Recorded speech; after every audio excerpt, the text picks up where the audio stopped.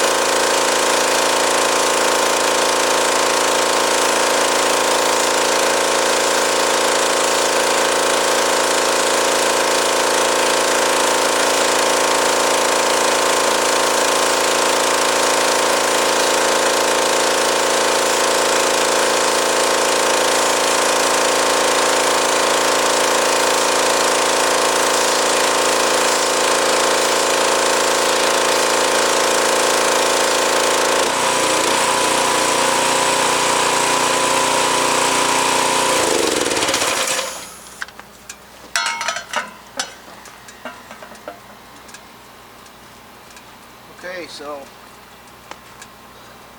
that's what it looks like, and then I'll take a wet vac and extract all the water out of it and look pretty decent. If you have a pressure washer at home and your mats are really filthy, it's one good quick way to do it. It also gets all the soap out. Over time, maybe somebody shampooed and stuff, and there's soap always left, just like your house carpet. So this gets all that out too, and it doesn't track dirt as quickly. So go to my blog, newsheenblog.com, for more detail tips. Thank you.